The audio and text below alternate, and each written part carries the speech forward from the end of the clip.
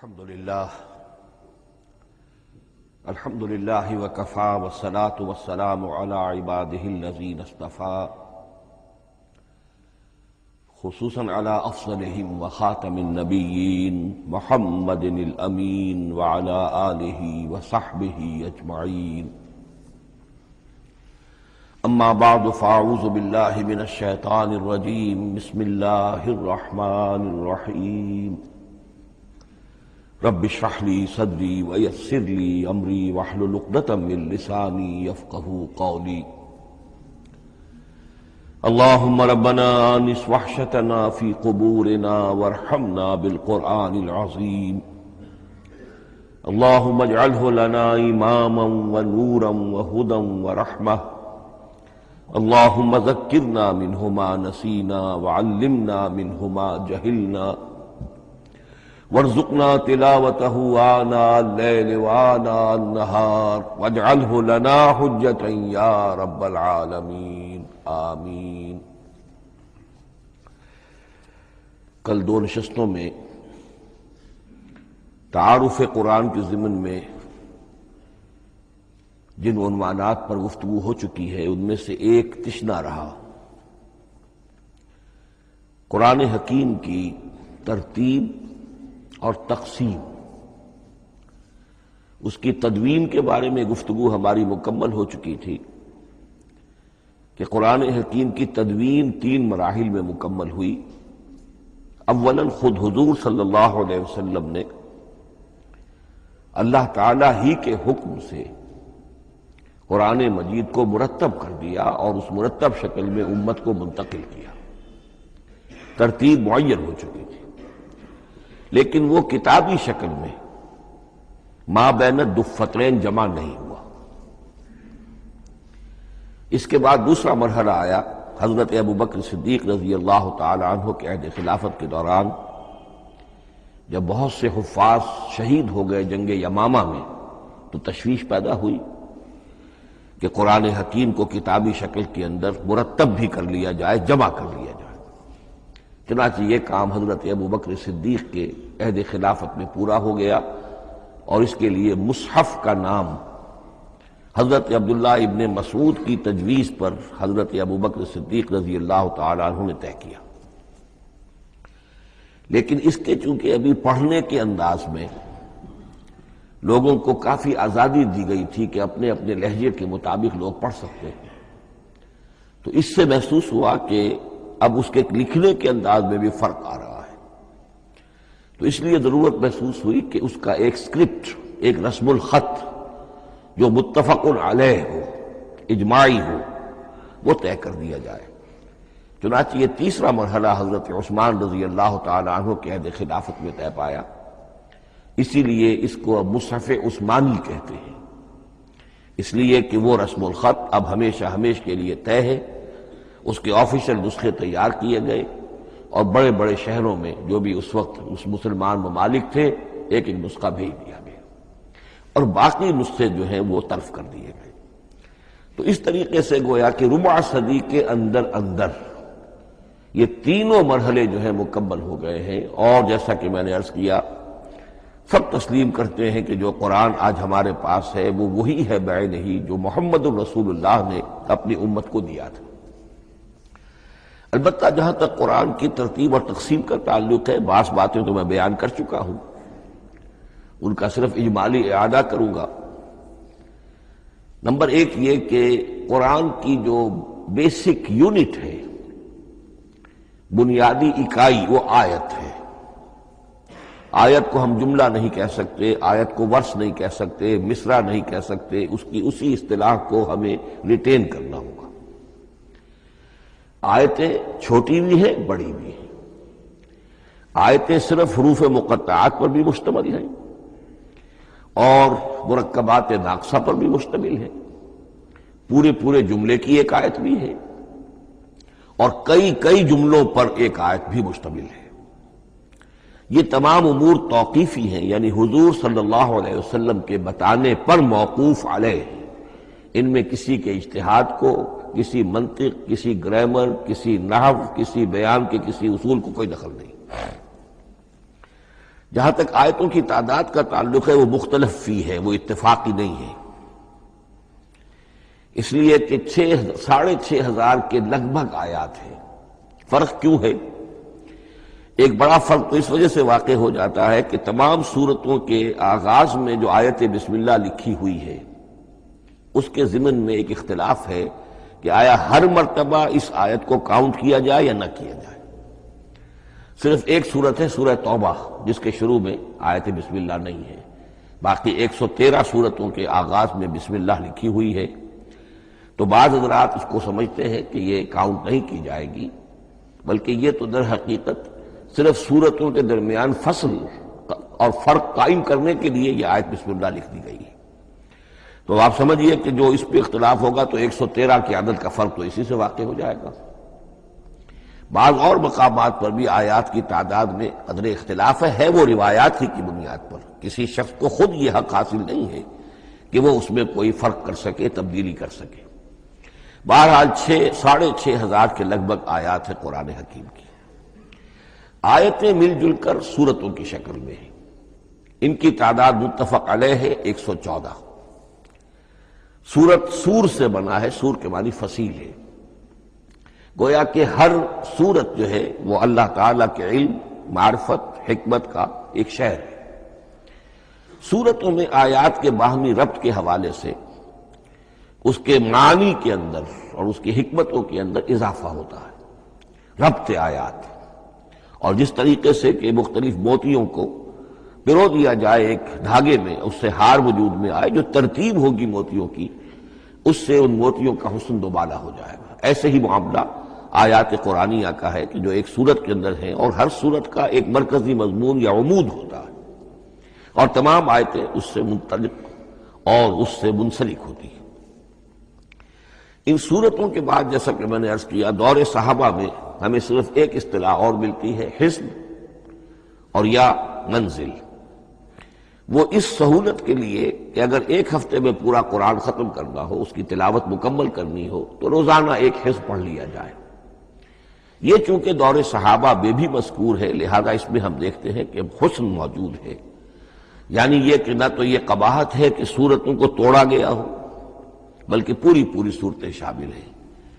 کوئی مصنوعی مساوات قائم کرنے کی کوشش نہیں ہے، کوئی حزب نسبتاً تھوڑا سا زیادہ بڑا ہے، کچھ تھوڑا سا چھوٹا ہے، لیکن تقریباً مساوی ہے۔ خام خواہ کی کوئی مصنوعی مساوات قائم کرنے کی کوشش نہیں ہے، اور اس کے باوجود یہ حسن موجود ہے کہ سورہ فاتحہ کو اگر ہم علیحدہ رکھ دیں کہ وہ پورے قرآن حکیم کے لیے ایک دیباچہ اور مقدمہ ہے، تو پہلے حزب یا پہلی منزل میں 3 سورتیں، دوسرے میں 5، تیسرے میں 7، چوتھے میں 9، پانچویں میں 11، چھٹی میں 13، یہ سیڑھی ہے بالکل۔ اور جو آخری حزب مفصل کہلاتا ہے، اس میں چونکہ آخری پارے میں آپ کو معلوم ہے چھوٹی چھوٹی صورتیں ہیں، تو تعداد 65 ہے، وہ بھی جو آخری تعداد ہے 13 اس کا ملٹیپل ہے۔ بہرحال یہ حزب، یہ بھی دور صحابہ میں اس کا تذکرہ ہمیں ملتا ہے۔ البتہ جو مزید تقسیم کی چیزیں ہمارے ہاں معروف ہیں وہ بات کی چیزیں۔ رکوعوں میں طویل صورتوں کو تقسیم کیا گیا تاکہ ایک رکعت میں اگر طویل صورت میں سے کوئی آیات پڑھنی ہے تو اس طرح پڑھی جائیں کہ مضمون ٹوٹے نہ۔ یہ حجاج ابن یوسف کے زمانے میں یہ کام ہوا ہے اور بڑے غور و فکر سے ہوا، اور واقعتاً محسوس ہوتا ہے کہ معنوی جو ربط اور تعلق ہے اس کو ملحوظ رکھا گیا ہے۔ لیکن جو دوسری تقسیم ہمارے ہاں معروف ہو گئی ہے وہ پاروں کی ہے۔ اول تو یہ معلوم نہیں کہ یہ تقسیم کب ہوئی، مجہول الزمان ہے یہ۔ نمبر 2 یہ کہ اس میں یہ زیادتی بھی نظر آتی ہے کہ سورتوں کی فصیلیں توڑ دی گئی ہیں، گویا کہ ایک مصنوعی مساوات قائم کرنے کے لیے کہ 30 دن میں اگر قرآن مجید ختم کرنا ہو، ہر مہینے میں ایک ختم قرآن کوئی شخص کرنا چاہے تو روزانہ ایک پارہ پڑھ کر، لیکن یہ کہ اس میں وہ حسن موجود نہیں ہے، بلکہ یہ قباحت موجود ہے کہ صورتوں کاٹ دی گئی۔ اس کے بعد اب جو بات مجھے عرض کرنی تھی وہ یہ ہے کہ زیادہ عرصہ نہیں گزرا کہ قرآن حکیم کی ترتیب اور تقسیم کے ضمن میں ایک اور حقیقت سامنے آئی ہے، اور یہ حقیقت یہ ہے کہ قرآن حکیم کی صورتوں کے گروپس ہیں۔ اب یہ چونکہ ایک بالکل ماضی قریب کا معاملہ ہے، اس سے پہلے یہ ذکر موجود نہیں تھا۔ اول تو یہ بات بھی مان لیجئے کہ قرآن مجید میں ترتیب اور نظم، اس کے بارے میں ہمارے اسلاف نے نہ کوئی زیادہ محنت کی اور نہ انہوں نے سمجھا کہ اس میں کوئی خاص ربط ہونا ضروری ہے۔ لیکن یہ کہ عہد حاضر میں مولانا حمید الدین فراہی رحمۃ اللہ علیہ ہندوستان میں ایک ایسے عالم پیدا ہوئے کہ جنہوں نے نظم قرآن کو اپنا خاص موضوع بنایا کہ یہ جو آیات باہم جوڑی گئی ہیں تو آخر کوئی حکمت ہے، سورتوں میں جو ربط قائم کیا گیا ہے یقیناً حکمت پر مبنی ہے، ورنہ سب سے سیدھی ترتیب تو جیسا کہ میں نے کل عرض کیا تھا یہ ہوتی ترتیب نزولی سے قرآن کو مرتب کر دیا جاتا۔ لیکن یہ کہ صورتیں آپ کو معلوم ہے طویل صورتوں میں ایسا بھی ہے کہ وہ ایک وقت میں نازل نہیں ہوئی بلکہ متعدد اوقات میں، اور سورہ بقرہ جو ہے وہ تقریباً 2 سال میں اس کی جو تنزیل ہے وہ مکمل ہوئی۔ تو پھر کچھ آیتوں کو جوڑنا، کس کو کہاں رکھنا ہے، کس کو کہاں رکھنا ہے، تو یہ حضور صلی اللہ علیہ وسلم نے خود کیا ہے، اللہ تعالیٰ کے حکم سے کیا ہے، تو یہ چیزیں حکمت سے خالی تو نہیں ہو سکتی۔ تو انہوں نے اس کو خاص اپنا موضوع بنایا اور ان کے سامنے بعض حقائق آئے ہیں، وہ حقائق ہیں جو اب میں آپ کے سامنے بیان کر رہا ہوں۔ اس میں ایک اشکال ہو سکتا ہے، اسے میں چاہتا ہوں کہ پہلے رفع کر دوں کہ یہ چیز اگر ہمارے اسلاف کے نظر میں نہیں آئی اور ان کی توجہ ادھر نہیں ہوئی تو یہ تو گویا کہ ایک بڑی مشکوک سی بات ہوگی۔ قرآن مجید کے علم کے ضمن میں گویا کہ متقدمین کے فہم پر ہمیں کچھ تان کرنا ہوگا، لیکن یہ بات درست نہیں ہے۔ قرآن مجید ایک ایسی کتاب ہے جس کے بارے میں خود حضور نے جو فرمایا لا تنقضی عجائبہ، اس قرآن کے عجائب کبھی ختم نہیں ہوئے، ولا یخلق عن کثرت الرد، بار بار کے پڑھنے سے اس پر کوئی پرانا پن، کوئی بوسیدگی طاری نہیں ہوگی، ولا یشبع منہ العلماء، اور کبھی اہل علم اس سے سیری محسوس نہیں کریں گے۔ تو قرآن مجید لا تنقضی عجائبہ، جیسے جیسے دنیا آگے بڑھ رہی ہے، تمدن آگے بڑھ رہا ہے، علم انسانی جو ہے مادی فزیکل سائنسز کا علم آگے بڑھ رہا ہے، قرآنی حقائق اور مبرہن ہو رہے ہیں، اور واضح ہو رہے ہیں، اور نکھر رہے ہیں۔ بہت سی باتیں ہمارے اسلاف کے علم میں نہیں آ سکتی تھی، اس لیے کہ ابھی انسانی معلومات کا دائرہ بہت ہی محدود تھا۔ ذوالقرنین کون تھے؟ اب چونکہ تاریخ مفسرین کے علم میں نہیں تھی تو سکندر اعظم کو سمجھا گیا کہ ذوالقرنین ہے، حالانکہ سکندر کی شخصیت اور ذوالقرنین کی وہ شخصیت جو قرآن میں بیان ہوئی ہے دونوں میں کوئی مناسبت ہے ہی نہیں۔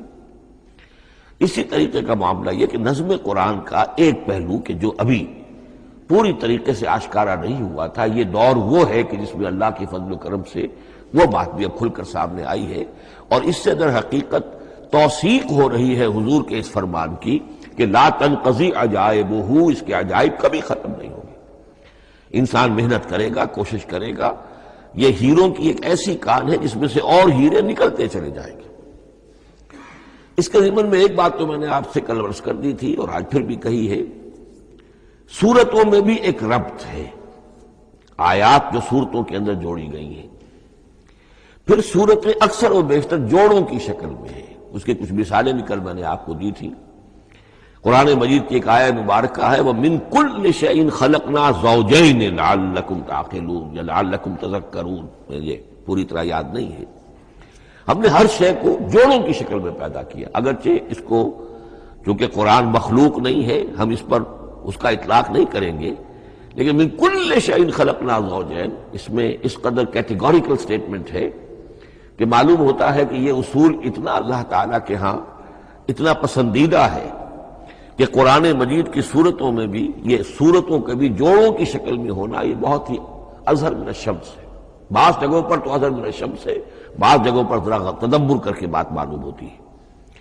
البتہ کہیں کہیں آپ کو نظر آئے گا کچھ منفرد صورتیں بھی ہیں، اور ان میں سے بعض یہ جب دوران ترجمہ یہ چیزیں آئیں گی تو اب میں صرف اس وقت حوالہ دے سکوں گا، بڑی تیزی سے ہمیں چلنا ہوگا۔ اس وقت میں چاہتا ہوں کہ ذہن میں یہ حقائق بیٹھ جائیں۔ بعض جگہوں پر آپ دیکھیں گے تین تین صورتوں کے گروپ ہیں، ان میں سے دو کے مابین تو نسبت زوجیت کامل ہے، بلکہ یہ سمجھ لیجئے نسبت زوجیت کہتے کس کو ہے؟ دو چیزیں مل کر کسی مقصد کی تکمیل کریں، ان دونوں میں ایسی نسبت ہونی چاہیے ریسیپروکل کہ وہ ایک دوسرے کی تکمیل کے لیے اور کسی مقصد کے حصول کے لیے ان کے مابین ایک تعلق قائم ہو، یہ زوجیت ہے۔ اسی طریقے سے قرآن مجید میں جب صورتیں آتی ہیں جوڑوں کی شکل میں، تو کسی مضمون کا ایک رخ وہ ایک صورت میں آ جائے گا، اس کا دوسرا رخ دوسری صورت میں آ جائے گا، اور دونوں مل کر، جسے ہم کہتے ہیں تصویر کے دونوں رخ، وہ رخ مکمل ہو جائیں گے، بات پوری ہو جائے گی۔ البتہ بعض جگہوں پر ہے کہ تین صورتوں کے سب گروپس ہیں۔ میں اس معاملے میں گروپ کا لفظ ریٹین کر رہا ہوں، اس لیے کہ قدیم تو یہ تصور تھا نہیں، جدید اصطلاح ہے، تو اس میں چونکہ اب بہت سے الفاظ انگریزی زبان کے اب اردو میں آ گئے ہیں کہ اس کی جگہ کوئی اور بہت ہی کوئی کوشش کر کے لفظ لایا جائے تو وہ شاید زیادہ عام فہم نہیں ہوگا یا عام فہم ہے۔ تو گروپس اور سب گروپس، چھوٹے گروپ، بڑے گروپ، تو یہ چھوٹے گروپ جو ہے تین صورتوں کے، ان میں سے دو کے مابین تو نسبت زوجیت بتمام و کمال ہوگی، اور تیسرے کی حیثیت ضمیمے کی ہوگی۔ اس کی مثالیں بعد میں آئیں گی۔ البتہ یہ جو ضمیمے ہوتے ہیں خود ان کے، یا جو دوسری منفرد صورتیں ہیں، خود ان میں آپ کو فصل کے ساتھ نسبت زوجیت مل جائے گی۔ اس سے آگے چلیے، اب اصل ہے وہ شے جس کو میں آج چاہتا ہوں بیان کرنا۔ قرآن حکیم کی صورتوں کی ایک گروپنگ اس اعتبار سے سامنے آئی، کچھ صورتیں مکی، پھر مدنی، پھر مکی، پھر مدنی، پھر مکی، پھر مدنی، پھر مکی، پھر مدنی۔ ایسا کیوں ہے؟ بڑی قابل غور بات ہے، اس میں کوئی حکمت ہے؟ اور عجیب بات یہ سامنے آئی، اس اعتبار سے بھی قرآن کے 7 گروپ بنتے ہیں۔ ہر گروپ میں ایک یا ایک سے زائد مکی صورت، اور پھر ایک یا ایک سے زائد مدنی صورتیں، ایک گروپ پورا ہو گیا۔ دوسرے گروپ میں پھر ایک یا ایک سے زائد مکی صورت، پھر ایک یا ایک سے زائد مدنی صورتیں، وہ پھر گروپ مکمل ہو گیا۔ یہ گروپ بھی قرآن حکیم میں 7 ہے۔ یہ گروپ جو ہے قرات کے لیے نہیں ہے، یہ گروپ جو معنوی تقسیم ہے، غور و فکر کے اعتبار سے، کہ ہر گروپ کا ایک عمود ہے، ایک مرکزی مضمون ہے، اور جس طریقے سے صورتیں دو مل کر ایک مضمون کی تکمیل کرتی ہیں، اسی طرح ہر گروپ کی مکی اور مدنی صورتیں مل کر ایک بڑے مضمون کی تکمیل کرتی ہیں۔ اس طریقے سے گویا کہ یہ قرآن مجید میں 7 گروپ ہیں بڑے بڑے، جو کہ جس میں کہ صورتیں جو ہیں وہ جمع کی گئی ہیں۔ مثلا میں اب آپ کو اشارتاً بتا دوں، پہلے گروپ میں سورہ مکی جو ہے وہ صرف ایک ہے، سورہ فاتحہ، تعداد میں تو ایک ہے، وہ اپنے حجم کے اعتبار سے چھوٹی بھی ہے لیکن بہت بھاری صورت ہے۔ وَلَقَدْ آتَيْنَاكَ سَبْعًا مِنَ الْمَثَانِي وَالْقُرْآنَ الْعَظِيمِ، محض اس صورت کو بھی قرآن عظیم کہا گیا ہے۔ لیکن ایک صورت مکی، سورہ فاتحہ، پھر 4 طویل ترین صورتیں مدنی، بقرہ، آل عمران، نساء، مائدہ۔ دوسرے گروپ میں 2 صورتیں مکی، 2 مدنی، الانعام، الاعراف مکیات، الانفال، التوبہ مدنیات۔ تیسرا گروپ چلتا ہے، 14 صورتیں مسلسل چلی جا رہی ہیں مکی، سورہ یونس سے، سورہ یونس، سورہ ہود، سورہ یوسف، سورہ رعد، سورہ ابراہیم، چلتے جائیے، سورہ ہجر، سورہ نحل، سورہ بنی اسرائیل، سورہ کہف، سورہ مریم، سورہ طٰہٰ، سورہ انبیاء، سورہ حج اور سورہ مومنون، 14 صورتیں۔ اب آئی ایک مدنی صورت، سورہ نور۔ یہ تیسرا گروپ مکمل ہو گیا۔ چوتھے گروپ میں بھی یہی بات آپ کو نظر آئے گی۔ الفرقان سے سورہ سجدہ تک 8 صورتیں مکی ہیں، اور پھر ایک صورت آتی ہے سورۃ الاحزاب، وہ مدنی ہے۔ اب یہ جو ایک ایک صورتیں آئی ہیں، سورہ نور اور سورہ احزاب، ہر شخص کو اندازہ ہو جائے گا یہ آپس میں جوڑے کی شکل رکھتی ہیں، ان کے مضامین بہت ایک دوسرے سے مشابہ ہیں، بہت مشابہ ہیں، لیکن یہ کہ وہ اس طریقے کا جوڑا نہیں ہے کہ اسی گروپ میں ان کا جوڑا موجود ہو، اس کا جوڑا جو ہے وہ دوسرے گروپ میں ہے۔ پھر آئیے 5واں گروپ ہے، سورہ سبا سے احقاف تک، یہ 13 صورتیں مکی ہیں، اور پھر سورہ محمد صلی اللہ علیہ وسلم سے سورۃ الحجرات تک 3 صورتیں مدنی ہیں، یہ کل 16 صورتیں ہیں۔ چھٹے گروپ میں سورہ قاف سے سورہ واقعہ تک 7 صورتیں، یہ مکی ہے، اور سورہ حدید سے سورہ طلاق تک 10 صورتیں مدنی ہیں، یہ 17 صورتیں ہیں۔ آخری جو ہے وہ سورۃ الملک سے سورۃ الاخلاص تک 46 صورتیں، اور سورہ معوذتین جو ہے یہ 2 ہے کہ جو مدنی ہے۔ بعض کا اس میں اختلاف ہے، وہ میں بعد میں عرض کروں گا، لیکن جو میری رائے ہے وہ میں آپ کے سامنے رکھ رہا ہوں۔ اس طریقے سے یہ 7 گروپ جو ہے قرآن مجید میں سورتوں کے وجود میں آئے۔ ہر گروپ کا ایک مرکزی مضمون ہے۔ مثلا پہلے گروپ کا مرکزی مضمون شریعت ہے۔ سورہ فاتحہ میں اہدنا الصراط المستقیم، اے اللہ ہمیں سیدھا راہ دکھا، سیدھے راستے کی ہدایت بخش۔ اب وہ سیدھا راستہ کیا ہے؟ شریعت خداوندی، شریعت الہی، اور شریعت مکمل ہو جاتی ہے ان 4 صورتوں میں۔ شریعت محمدی کا جو بلو پرنٹ ہے، ابتدائی خاکہ جو ہے، وہ آپ کو سورہ بقرہ میں ملے گا، اور اس کی جو تکمیلی صورتیں ہیں، تکمیلی احکام ہے، وہ سورہ مائدہ۔ اس کے علاوہ اس گروپ میں جو زیادہ زور ہے وہ سابقہ امت مسلمہ سے گفت و شنید۔ سابقہ امت مسلمہ میں یہودی اور نصارہ دونوں شامل ہیں۔ اب ان پر جرح بھی ہے، ان پر تنقید بھی ہے، ان کو ملامت بھی ہے، ان کو ان کی قرارداد جرم ان کے خلاف جو ہے وہ بھی دی گئی ہے، اور پھر یہ کہ ان کو معزول کر کے اور نئی امت کو اس مقام پر نصب کرنے کا اعلان ہے، اور ان کو بڑی زوردار دعوت ہے کہ اب محمد پر ایمان لاؤ اور قرآن پر ایمان لاؤ صلی اللہ علیہ وسلم۔ یہ پہلا گروپ ہے۔ اسی طریقے سے ہر گروپ کا، اب یہ ساتھ ساتھ جب ہم چلیں گے تو میں تفصیل کے ساتھ بیان کرتا جاؤں گا کہ اس گروپ کا یہ مرکزی مضمون ہے، اور اس طور سے یہ صورتیں آپس میں ایک دوسرے کے ساتھ مربوط ہیں۔ ان گروپوں میں آپ نے دیکھا ہوگا کہ پہلے اور آخری گروپ ان کی ایک ریسیپروکل سی صورت ہے کہ پہلے گروپ میں مکی صورت صرف ایک چھوٹی سی، اور مدنی صورتیں 4-6 پارے سے زائد پر پھیلی، جبکہ آخری گروپ میں سارے دونوں پارے جو ہے سورہ ملک سے شروع ہو کر مکی صورتوں پر مشتمل ہے، آخر میں آ کر چھوٹی چھوٹی صورتیں وہ مدنیات ہیں۔ یہ ایک دوسرے کے بالکل ریسیپروکل ہیں، کانورس۔ لیکن دوسرا گروپ ادھر سے اور دوسرا ادھر سے، یعنی چھٹا، یہ بڑے متوازن ہیں۔ 2 صورتیں مکی، 2 مدنی، اور ادھر 7 صورتیں مکی اور 10 مدنی، لیکن 7 صورتیں جو ہیں وہ 3 رکوعوں کی ہیں، ان میں سے ایک 4 رکوع کی بھی ہے، اور اکثر و بیشتر وہ جو دوسری ہے وہ 2 رکوعوں کی ہے، تقریباً متبادل بنتی ہے۔ تو درمیان میں جو ہے ان میں جو مدنی صورتوں کا حصہ بہت کم ہے، اکثر و بیشتر جو ہے وہ مکی صورتیں ہیں۔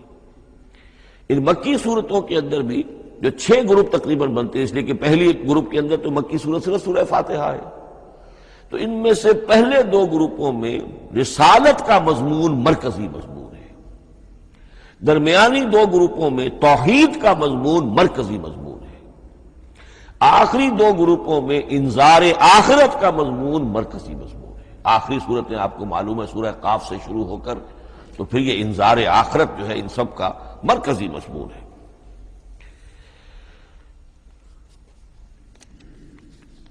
مدنی قرآن جو ہے یہ بھی آپ نوٹ کر لیجئے کہ کل قرآن کا 1/3 ہے تقریباً، اور اس 1/3 کا 2/3 پورا کا پورا پہلے گروپ میں آ گیا ہے۔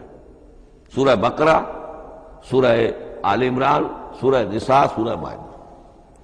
باقی تو پھر جا کے سورہ احزاب، سورہ نساء، پھر 3 چھوٹی صورتیں، پھر آخر میں 2 بہت چھوٹی چھوٹی صورتیں، سورہ انفال اور سورہ توبہ۔ لیکن یہ کہ یہ 2/3 جو ہے مدنی قرآن کا حجم بالکل پہلے ہی اس گروپ کے اندر آ گیا ہے۔ اس کی بھی حکمت ہے، کیوں مدنی صورتوں کو پہلے رکھا گیا؟ میرے علم میں نہیں ہے کہ اس موضوع پر کسی شخص نے گفتگو کی ہو سوائے محمد مارمڈیوک پکتھال کے۔ میرے علم کی حد تک ہو سکتا ہے کہ کسی اور مفسر نے، کسی محقق نے کوئی بات کہی ہو، اس سے بھی زیادہ وزنی کہی ہو، لیکن میرے علم کی حد تک مارمڈیوک پکتھال نے اپنے ترجمہ کیا ہے انگریزی میں، اس کے دیباچے میں اس موضوع پر گفتگو کی ہے، بہت ہی عمدہ بات کہی ہے۔ انہوں نے کہا کہ جب یہ قرآن نازل ہو رہا تھا تو اصل اہمیت ایمان کی تھی، پہلے لوگ ایمان لائیں، اور پھر جو ایمان لائے ان کو پھر احکام دیے گئے کہ یہ کرو اور یہ نہ کرو، یہ حلال ہے، یہ حرام ہے، یہ فرض ہے، وغیرہ وغیرہ۔ لیکن جب ایک امت وجود میں آ گئی، امت کے وجود میں آنے کے بعد اب نسلاً مسلمان پیدا ہو رہے ہیں، ان کے ہاں اب ضرورت پہلے اسلام کی ہے، چاہے بچہ چھوٹا ہی ہے، پہلے اسے احکام سکھائے جائیں گے. بچہ چھوٹا ہی ہے، نماز پڑھنی سکھائی جائے گی. بچہ چھوٹا ہی ہے، روزہ رکھنا سکھایا جائے گا. تو امت کے اس طرح تشکیل پا جانے کے بعد اب اصل اہمیت جو ہے وہ احکام کی ہو گئی ہے. احکام اب مقدم ہے اور ایمان کا معاملہ جو ہے وہ اس کے بعد مؤخر ہے. کوئی شخص بالغ ہوگا، ذہین ہوگا، فطین ہوگا، غور و فکر کی صلاحیت سے اگر اللہ تعالیٰ نے اسے بہرور کیا ہوگا پھر وہ حقیقت ایمان تک رسائی حاصل کرے گا. ورنہ یہ ہے کہ عام ایک مسلمان جو ہے اسے جہاں تک احکام کا تعلق ہے ان پر تو عمل کرنا ہی ہے. تو یہ بڑی میں سمجھتا ہوں کہ ذہانت پر مبنی بات ہے کہ جو محمد مارمیلیوک پلتھال نے کہی ہے اور مجھے اس سے اتفاق ہے.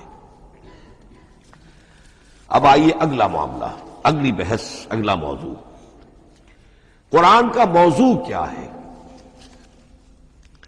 کیا قرآن فلسفے کی کتاب ہے، سائنس کی کتاب ہے؟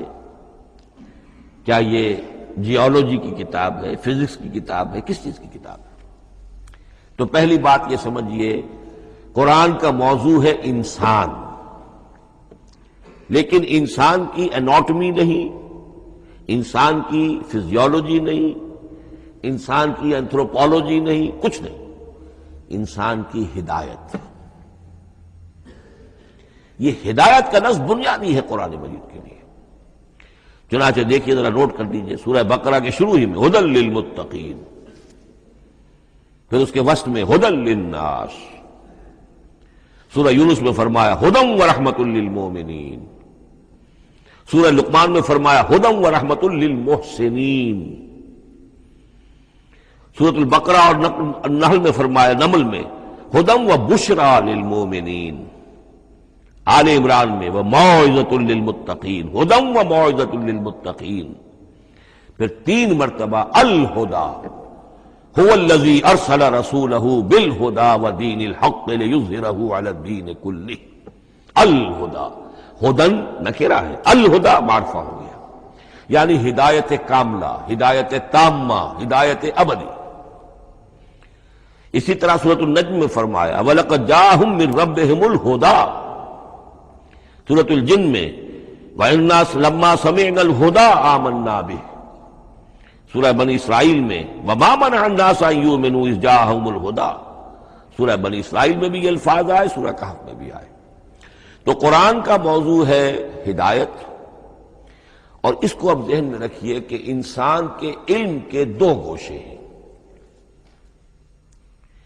علم انسانی 2 حصوں میں منقسم ہے.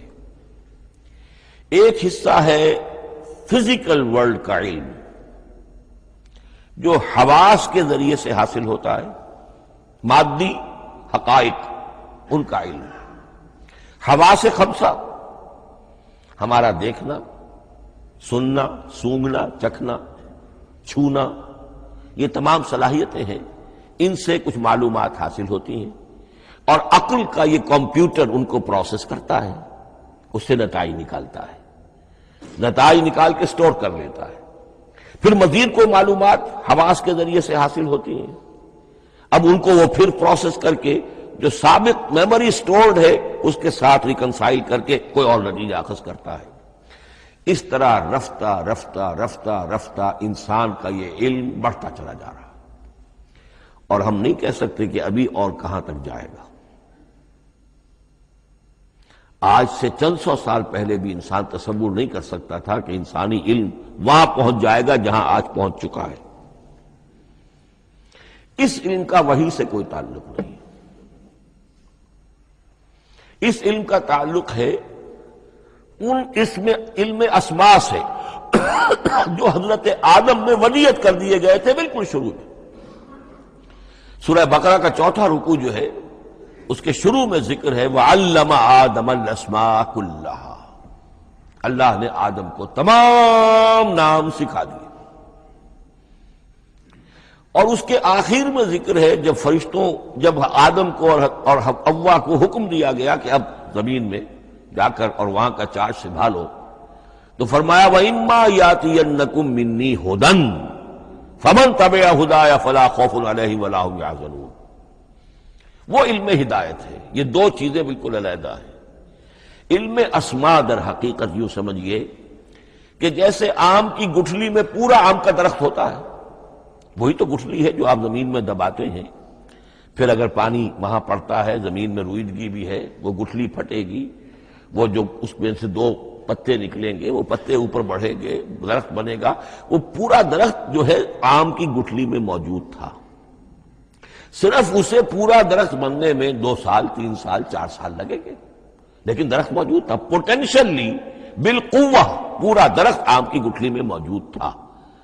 ایکچولی بالفعل وہ آم کا درخت جو ہے کئی سال کے اندر وجود میں آیا۔ بعین ہی یہ معاملہ ہے، کل مادی حقائق کا کل علم حضرت آدم علیہ السلام کے وجود میں ودیعت کر دیا گیا پوٹینشلی۔ اب اس کی ایکسفولیشن ہو رہی ہے، وہ بڑھتا جا رہا ہے، برگ و بار لا رہا ہے، اور یہ علم جو ہے اس کا تعلق جیسا کہ میں نے عرض کیا آسمانی ہدایت سے نہیں ہے۔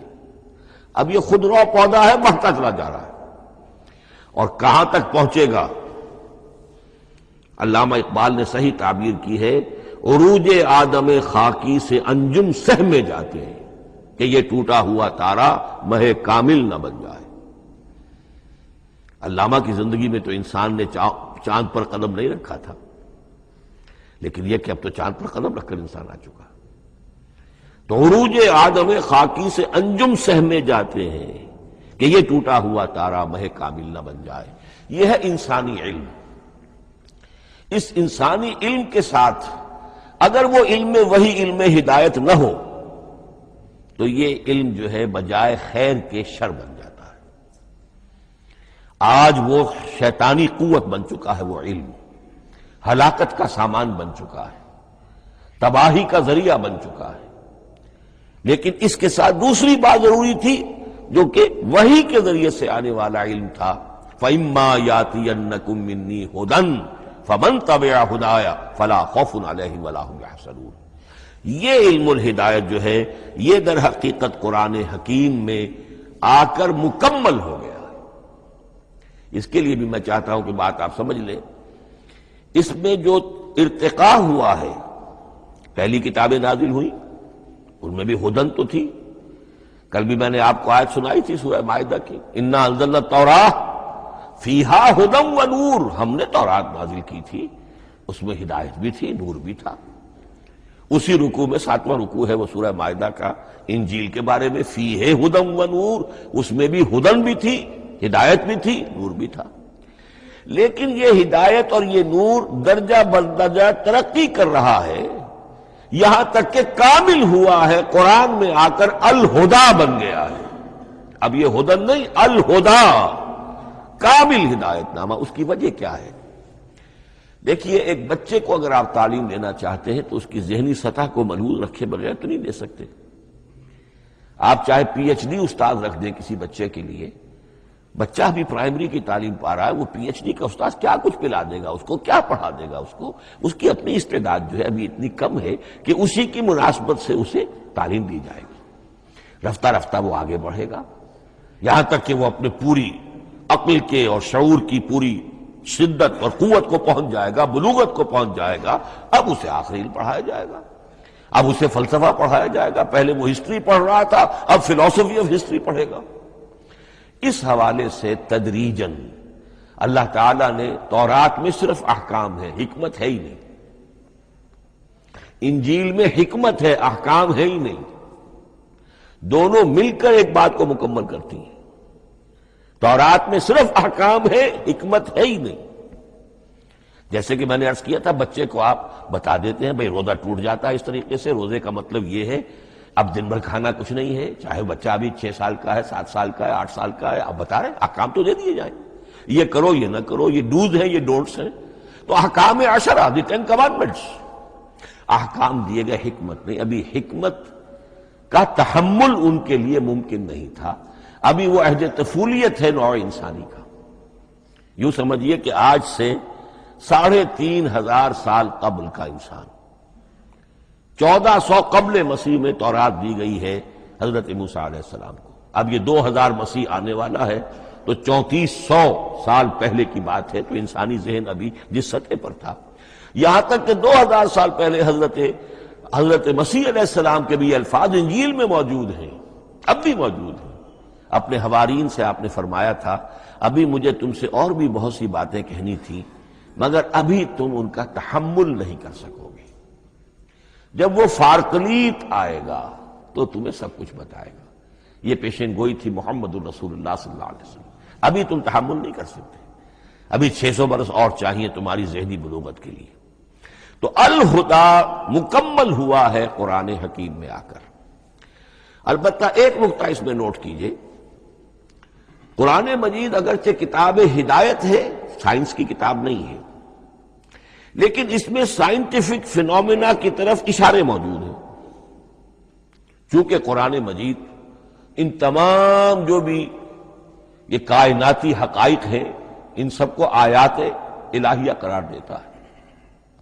ان فی خلق السماوات والارض واختلاف اللیل والنہار والفلک التی تجری فی البحر بما ينفع الناس وما انزل اللہ من السماء من ماء فاحیا به الارض بعد موتها وبث فیہا من کل دابۃ وتصریف الرياح والسحاب المسخر بین السماء والارض لآیات لقوم یعقلون۔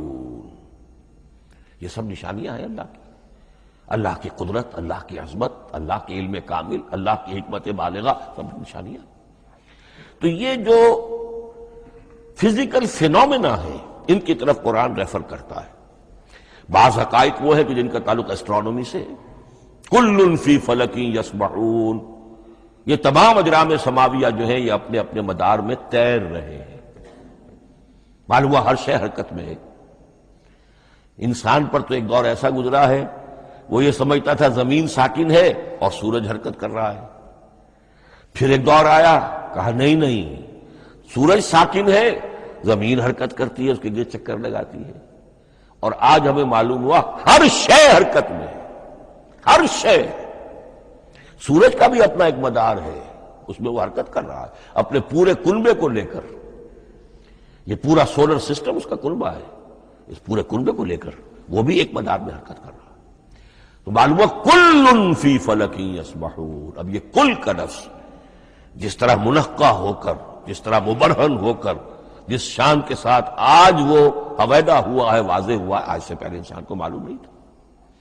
تو یہ جو فزیکل فینومینا ہے جن کی طرف قرآن مجید ریفر کرتا ہے، یہ اگرچہ قرآن کا اصل موضوع نہیں ہے، لیکن ایک بات جان لیجئے کہ قرآن مجید میں ان فزیکل فینومینا کے بارے میں جو بات کہی گئی ہے وہ غلط نہیں ہو سکتی۔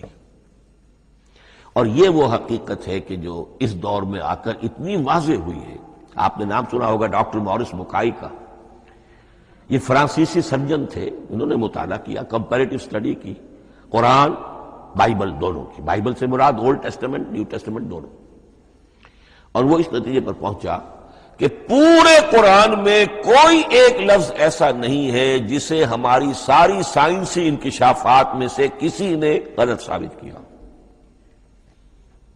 جبکہ تورات میں بے شمار چیزیں ایسی ہیں کہ سائنس انہیں غلط ثابت کر چکی ہے۔ The science, the Quran and the Bible.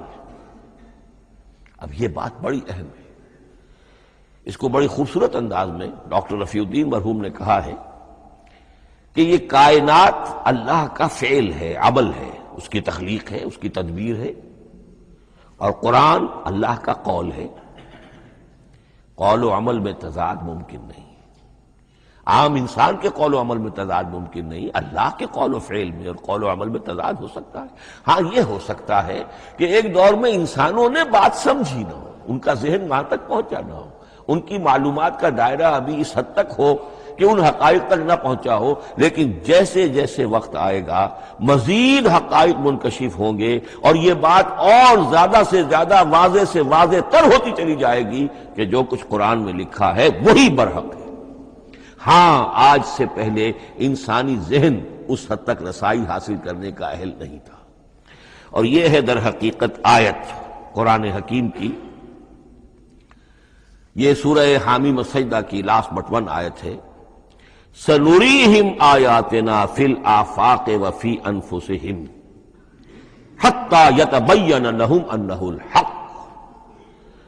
ہم انہیں دکھاتے چلے جائیں گے اپنی نشانیاں آفاق میں بھی انفس میں بھی.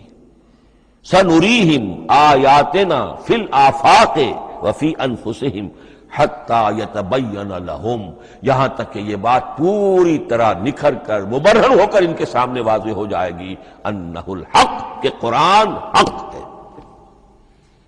اور اسی کی حقیقت جو ہے جیسا کہ میں نے عرض کیا، ایک تو مورس بکائی کو ذہن میں رکھیے، اور ایک اور شخص کینیڈا میں ایک بہت بڑا ڈاکٹر ہے کہ جو ایمبریولوجسٹ ہے، اور اس کی جو ٹیکسٹ بکس ہے جو ایمبریولوجی پر، علم جنین یعنی رحم مادر میں جو بچے کی پرورش ہوتی ہے کیسی ہوتی ہے، کن کن سٹیجز سے گزر کر ہوتی ہے، یہ علم جنین یا ایمبریولوجی. تو سٹینڈرڈ ٹیکسٹ بک ہے دنیا میں اس کی، ڈاکٹر کیتھل مور کی.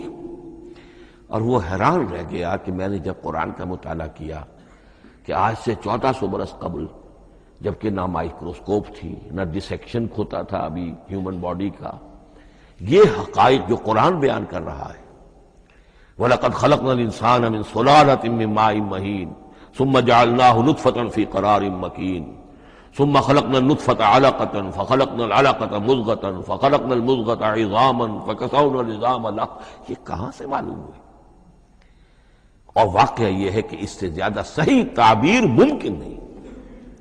تو یہ حقائق ذہن میں رکھیے کہ اگرچہ قرآن مجید سائنس کی کتاب نہیں ہے، لیکن جن سائنسی حقائق یا جن سائنسی فینومینا کی طرف قرآن نے ریفر کیا ہے وہ یقیناً حق ہے، چاہے تاحال ہم ان کی حقانیت کو نہ سمجھ پائیں. مثلا آج بھی مجھے نہیں معلوم کہ قرآن جو 7 آسمان کہتا ہے تو وہ 7 آسمان سے کیا مراد، مجھے نہیں معلوم. لیکن مجھے یقین ہے کہ ایک وقت آئے گا کہ انسان سمجھے گا کہ ٹھیک ٹھیک یہ الفاظ جو ہیں 7 آسمان یہ منطبق ہوتے ہیں اس حقیقت پر جو آج ہمارے علم میں آئی ہے، پہلے نہیں آئی تھی. البتہ ایک اور نقطہ جو بہت اہم ہے عملی اعتبار سے، میں نے اسی لیے یہ ساری تمہید کی ہے کہ قرآن سائنس کی کتاب نہیں ہے، نہ سائنس کی ہے نہ ٹیکنالوجی کی ہے. اس حوالے سے ایک بڑا منطقی نتیجہ نکلتا ہے، اور وہ یہ ہے کہ اگر ہمارے اسلاف نے قرآن کی ان آیات کا کوئی خاص مفہوم معین کیا اپنے دور کی معلومات کی سطح پر، ہمارے لیے لازم نہیں ہے کہ ہم اس کی پیروی کریں. سائنسی فینومینا کو جو سائنسی ترقی ہو رہی ہے اس کے حوالے سے سمجھیں گے. یہاں تک کہ اب آخری بات عرض کر رہا ہوں، خود حضور کا فرمان بھی اس میں قطعی نہیں ہوگا. یہ بات بہت ثقیل اور گراں گزرے گی بہت سے لوگوں پر. سائنس اور ٹیکنالوجی میں اگر حضور کی کوئی حدیث بھی سامنے آ جائے تو اس کو بھی ہم کوئی دلیل قطعی نہیں سمجھیں گے. اس کی وجہ کیا ہے؟ ایک واقعہ بہت اہم ہوا حضور کی زندگی میں.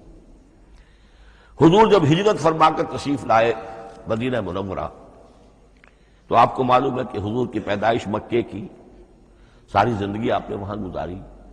وہ وادی غیر ذی زرع ہے، وہاں کوئی پیداوار، کوئی زراعت، کوئی کاشت ہوتی نہیں تھی. آپ کو کوئی تجربہ سرے سے نہیں تھا. ہاں تجارت کا تجربہ تھا، بھرپور تجارت کی تھی. یہاں آئے تو آپ نے دیکھا کھجوروں کے سلسلے میں انصار مدینہ تعبیر نخل، وہ اس کا ایک اصطلاح ہے. کھجور ایک ایسا پودا ہے جس کا ایک فیمیل فلاور ہوتا ہے اور ایک میل علیحدہ. اب میل فلاور اور فیمیل فلاور ان دونوں کو قریب لے آئیں تو اس سے اس بات کا زیادہ امکان ہو جاتا ہے فرٹیلائزیشن ہو اور پھل بنے اور زیادہ آپ کو پھل حاصل ہو، فصل زیادہ ہو. اگر وہ فاصلے پر رہیں گے تو ہو سکتا ہے کہ اس کا امکان کم ہو، تو وہ ان کو قریب جوڑ دیتے تھے. حضور نے دیکھا تو آپ نے فرمایا کہ آپ لوگ ایسا نہ کریں تو کیا ہے، یعنی نیچر جو ہے، nature can take care of it self. آخر فطرت ہے، فطرت نے یہ ساری چیزیں بنائی ہے، آپ ایسا نہ کریں تو کیا ہے. صرف یہ کہا آپ نے روکا نہیں. لیکن ظاہر بات ہے صحابہ کرام کے لیے رضوان اللہ تعالی علیہ اجمعین حضور کا اتنا کہنا بھی گویا کہ حکم کے درجے میں تھا. انہوں نے اس سال وہ کام نہیں کیا، فصل کم ہو گئی. اب وہ ڈرتے ڈرتے جھجکتے جھجکتے حضور کی خدمت میں آئے. حضور آپ نے فرمایا تھا، ہم نے وہ نہیں کیا، تعبیر نخل اس سال نہیں کی ہم نے، فصل کم ہوئی ہے. آپ نے فرمایا انتم اعلم بامور دنیاکم. اس کا ایک ایک لفظ یاد کر لیجئے. انتم اعلم بامور دنیاکم، اپنے یہ دنیاوی اور مادی معاملات میں تم زیادہ تجربے کار ہو، تم زیادہ حقائق سے واقف ہو۔ میں عالموں کا لفظی ترجمہ یہاں کرنا جو ہے اس کی جرت مجھے نہیں ہو رہی، تم زیادہ واقف ہو ان چیزوں سے، میں یہ چیزیں سکھانے نہیں آیا۔ آپ ٹیکنالوجی پڑھانے نہیں آئے تھے، آپ طب سکھانے نہیں آئے تھے، آپ کوئی اور سائنس پڑھانے نہیں آئے تھے، ورنہ تو ہم شکوہ کرتے کہ آپ نے ہمیں ایٹم بم بنانا کیوں نہیں سکھا دیا پہلے ہی۔ نہیں، یہ موضوع ہی نہیں ہے۔ قرآن کا موضوع معین ہونا چاہیے۔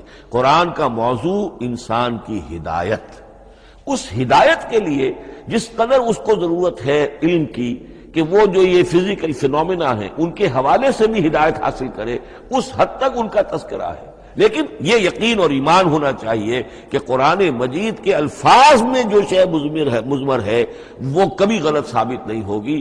یہ ہو سکتا ہے کہ قرآن کی کسی آیت کا کوئی مفہوم ہمارے اسلاف نے 1000 برس پہلے یا 600 برس پہلے سمجھا ہو اور وہ مفہوم غلط ثابت ہو جائے، وہ ایک علیحدہ بات ہوگی، لیکن قرآن مجید کا ٹیکسٹ جو ہے اس کے اندر کہیں ایسی بات نہیں آ سکتی۔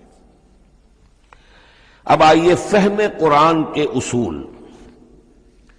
ظاہر بات ہے کہ اس موضوع پر اصول تفسیر پر کوئی مجھے تفصیلی اس وقت گفتگو کرنے کا موقع تو نہیں ہے، البتہ یہ کہ 7 گنتی کر کے چیزیں نوٹ کر لیجئے کہ جس سے قرآن مجید کے فہم میں سہولت حاصل ہوگی۔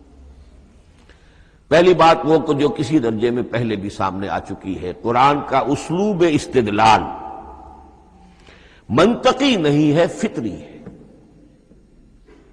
ایک ہوتا ہے منطق کی گتھیوں سے اور منطق کے اصولوں سے اور منطق کی دلیلوں سے بات ثابت کی، یہ نہیں۔ قرآن فطرت انسانی کے مطابق بات کرتا ہے۔ ایک ان پڑھ شخص بھی قرآن کو اپنے سے دور یا اپنے آپ کو قرآن سے دور نہیں سمجھے گا، اگر ذرا سا وہ قرآن کو سمجھ سکتا بس۔ لیکن یہ ہے کہ قرآن مجید کا جو اسلوب ہے وہ ایک تو یہ کہ منطقی نہیں ہے، فطری ہے، یا اس میں اگر ایک لفظ کا اضافہ کیا جائے خطابی ہے۔ خطابی کیا ہوتا ہے؟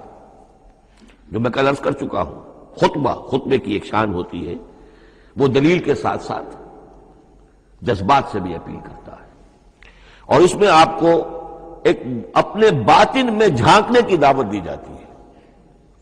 تم ذرا اپنے باطن میں جھانک کر دیکھو۔ بعض آیات ایسی ہیں، بڑی پیاری آیات ہیں، افی اللہ شک فاطر السماوات والارض، بس کیا اللہ کی ہستی میں بھی کوئی شک ہو سکتا ہے جو آسمان اور زمین کا پیدا کرنے والا ہے؟ غور کرو، سوچو۔ یہ صرف آپ کے دروں بینی، آپ کو اپنے اندر جھانکنے کی دعوت ہے۔ اسی طرح اَإِنَّكُمْ لَتَشْهَدُونَ أَنَّ مَعَ اللَّهِ آلِهَةً أُخْرَىٰ، کیا واقعتاً تم اس کی گواہی دیتے ہو کہ اللہ کے ساتھ کوئی اور بھی الہ ہے؟ یہ گویا کہ کسی کے آنکھوں میں آنکھیں ڈال کر پیئرسنگ آئیز کے ساتھ کسی سے سوال کرنا، کیا واقعی؟ اور اس میں در حقیقت کون سی ہے پس منظر میں؟ یہ بنائے ہوئے ڈھکوسلے ہیں، ان پر خود تمہارا دل مطمئن نہیں ہے۔ تم کہتے تو ہو یہ ہمارا عقیدہ ہے اور یہ ہماری بات ہے اور یہ ہمارا موروثی عقیدہ ہے، ھذا ما وجدنا علیہ آباءنا، ہم نے آباء، لیکن واقعتاً غور تو کرو، کیا واقعی تم گواہی دیتے ہو کہ اللہ کے سوا کوئی اور الہ بھی موجود ہے؟ اس کو آپ کہیں گے خطابی انداز۔ نمبر 2، قرآن حکیم میں 2 طرح کی آیات ہیں، محکمات اور متشابہات۔ یہ سورہ آل عمران کے شروع میں یہ بہت اہم مضمون جو ہے وہ آ گیا ہے۔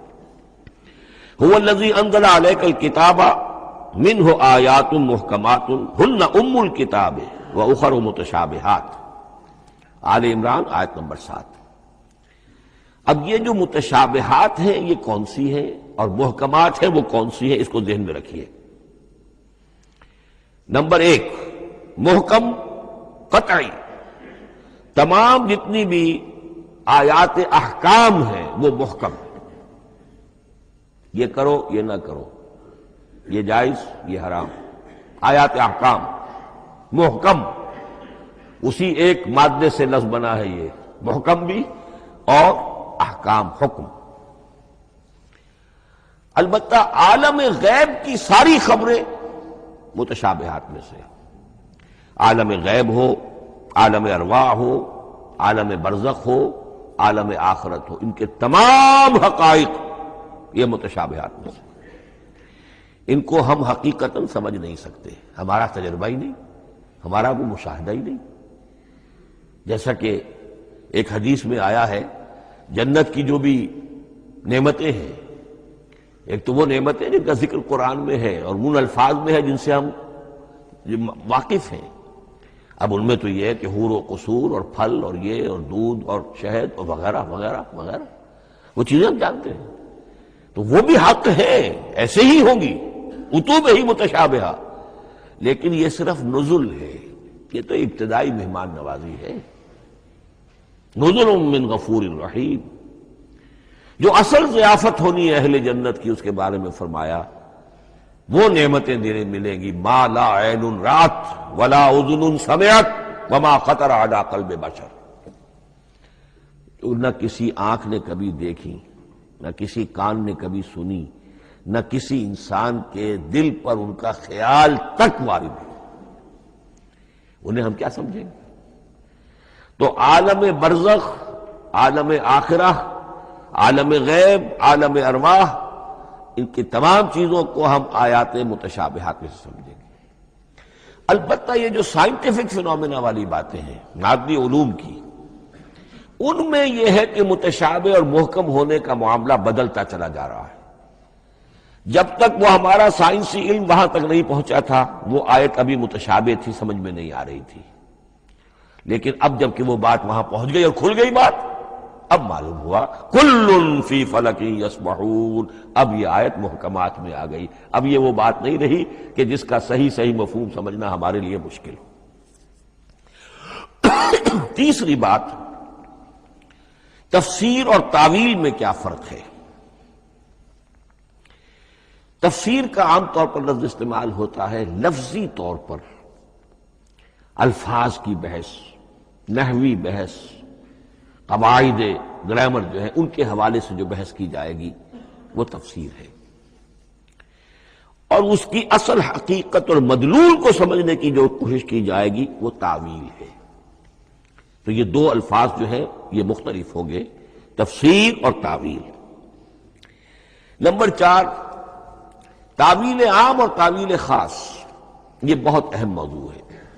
دیکھیے قرآن مجید نازل ہوا ایک خاص ٹائم اینڈ سپیس پس منظر میں، آج سے 1400 برس قبل 610 عیسوی سے لے کر 632 عیسوی تک نازل ہوا، حجاز میں نازل ہوا۔ اس کی ایک اولین مخاطب قوم تھی، وہ ان پڑھ قوم تھی، امی قوم تھی، پڑھے لکھے شاذ الشاذ المعدوم کے درجے میں تھے، وہاں فلسفے کا سوال نہیں، کوئی منطق کی بات نہیں، کچھ بھی نہیں، اور اولین مخاطب وہی ہیں، اور جو بھی حالات ہیں اس وقت کے ان کے حوالے سے بات کی جا رہی ہے۔ اب قرآن مجید کی ہر آیت پر اولاً غور ہوگا اس اعتبار سے، جب یہ نازل ہوئی ہے تو اس کا اس وقت کیا مفہوم سمجھا گیا، اس خاص کانٹیکسٹ میں، ٹائم اینڈ سپیس کانٹیکسٹ میں کیا مفہوم سمجھا گیا، یہ ہے تعویل خاص۔ لیکن اب دوسری طرف دیکھیے، یہی کتاب ہدایت ہے ابد الآباد تک کے لیے، اسی کتاب کو 20ویں صدی عیسوی کے انسان کے لیے بھی ہدایت نامہ بننا ہے۔ اگر دنیا طویل ہے اور 500 برس تک ہے تو 25ویں صدی عیسوی کے انسان کے لیے بھی ہدایت نامہ یہی کتاب بننی ہے۔ یہ عرب کے امیین کے لیے ہدایت نامہ تھی تو ایران کے فلسفیوں کے لیے بھی تو ہدایت نامہ تھی۔ لہذا ان الفاظ کے اندر یہ قرآن کے اعجاز کا وہ پہلو ہے جو بہت نمایاں ہے، کہ ان الفاظ کے اندر کہ جو ایک خاص کانٹیکسٹ میں نازل ہوئے اور اس وقت ان کا ایک معین مفہوم سمجھا گیا، انہی میں وہ عموم بھی موجود ہے کہ اسی سے ہمیشہ ہمیشہ کے لیے ہدایت اخذ کی جا سکتی ہے۔ اس کو ہم کہیں گے تعویل عام، اس کانٹیکسٹ سے ذرا نکال کر اب اس آیت کے الفاظ، اس کا در و بست، اس کا ما سبق، اس کے بعد ما بعد، سیاق و سباق، اس کے حوالے سے بیٹھ کر بات کی جائے۔ تعویل خاص میں شان نزول پیش نظر رہے گا، تعویل عام میں اس آیت کے الفاظ، ان کا در و بست، اور آیت کا سیاق و سباق، یہ زیادہ زیر بحث رہے گا۔ تو معلوم ہوا کہ یہ دونوں چیزیں اپنی اپنی جگہ اہم ہیں۔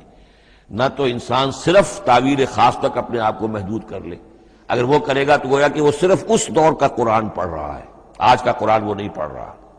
قرآن کے اندر تو واقعتاً یہ شان ہے کہ میں جس کے لیے الفاظ یہ استعمال کیا کرتا ہوں کہ ہر دور کے افق پر ایک خورشید تازہ کے مانند طلوع ہوگی یہ کتاب۔ معلوم ہوگا آج کا قرآن ہے، یہ ہمیں آج ملا ہے قرآن، اور گویا کہ آج جو ہمیں مسائل درپیش ہے ان کا حل ہے جو یہ قرآن پیش کر رہا ہے۔ یہ اس کا اعجاز ہے، یہ اس کا کمال ہے۔ اس اعتبار سے نوٹ کیجئے، تعویل خاص اور تعویل عام، یہ الفاظ کیونکہ بار بار دورہ ترجمہ آئیں گے، تو اس لیے میں نے ان اصطلاحات سے چاہا کہ آپ واقف ہو جائیں۔ ایک اور اس میں بات سمجھنے کی ہے، تذکر اور تدبر۔ قرآن سے بنیادی ہدایت حاصل کر لینا، اس کے لیے قرآن انتہائی آسان ہے۔ وَلَقَدْ يَسَّرْنَا الْقُرْآنَ لِلذِّكْرِ فَهَلْ مِن مُدَّكِرٍ۔ ذرا سی انسان کو عربی آتی ہو کہ براہ راست قرآن کا مفہوم آپ کے ذہن اور قلب پر نازل ہوتا چلا جائے، بس قرآن کا اصل جو پیغام ہے، جو اس کی اصل ہدایت ہے، اس کی تمثیل یوں سمجھیے کہ سمندر میں اگر کوئی آئل ٹینکر جو ہے ٹوٹ جائے تو میلوں جو آئل ہوتا ہے وہ سطح سمندر کے اوپر پھیل جاتا ہے، سطح پر رہے گا، نیچے تو جائے گا نہیں۔ تو یوں سمجھیے کہ قرآن مجید کا جو لب لباب ہے، لب لباب، وہ اس کی سطح پر موجود ہے، لیکن اس کے یہ مطلب نہیں ہے کہ صرف سطح ہی سطح ہے، اس کی گہرائی فیتم لس، اس کی گہرائی وہ ہے کہ جس کی کوئی حد نہیں۔ اب اس کے لیے تعمق، گہرائی میں غوطہ زنی کرنا، قرآن میں ہو غوطہ زن اے مرد مسلمان، اس کے اعتبار سے یہ دنیا کی مشکل ترین کتاب، اچھی طرح سمجھ لیجیے، اس کی تہ تک پہنچنا ممکن ہی نہیں۔ غلطی سے ہم کبھی کبھی کسی شخص کی مدح کرتے ہوئے کہہ دیتے ہیں فلاں شخص کو قرآن پر بڑا عبور حاصل ہے۔ ایک عالم دین نے یہ الفاظ میرے بارے میں کہہ دیے تھے، میں نے فوراً ٹوک دیا۔ میں نے کہا آپ کیا، یہ قرآن کی آپ نے گویا کہ قرآن مجید کی شان میں گستاخی کی ہے، قرآن کی توہین کی ہے۔ عبور کہتے ہیں ایک کنارے سے دوسرے کنارے کو چلے جانا، دریا عبور کر لیا، قرآن کے کنارے ہے ہی نہیں، یہ ناپیدا کنار سمندر ہے، اس سمندر کا کوئی کنارہ نہیں، نہ اس کی گہرائی اور نہ اس کے کنارے۔ لہذا پوری زندگی کوئی امام راضی ہو، کوئی زمخشری ہو، کوئی ہو، پوری زندگی کھپا کر بھی وہ یہ نہیں کہہ سکے گا کہ میں نے قرآن مجید کو بتمام و کمال سمجھ لیا ہے۔ معاذ اللہ، معاذ اللہ، معاذ اللہ، ناممکن۔ وراء الورا ثم وراء الورا، یہ ہے تذکر اور تدبر۔ اس کے لیے تو پوری زندگی انسان کھپائے، پورا وقت اس کے لیے لگائے، پوری صلاحیت کھپا دے، تب بھی وہ بہت سی جگہوں پر پھر بھی کہے گا واللہ عالم۔ امام راضی کو بھی نہ معلوم کتنے مقامات پر جا کر یہ کہنا پڑا ہے کہ اللہ بہتر جانتا ہے۔ اعلم ان ھذا المقام مقام غامض عمیق محیب، یہ مقام تو بہت محیب ہے، پرہیبت ہے، بہت گہرا ہے، بہت غامض ہے۔ امام راضی کہہ رہے ہیں، 30 جلدوں میں تفسیر لکھنے والا شخص۔ اقول قولی ھذا واستغفر اللہ لی ولکم ولسائر المسلمین والمسلمات۔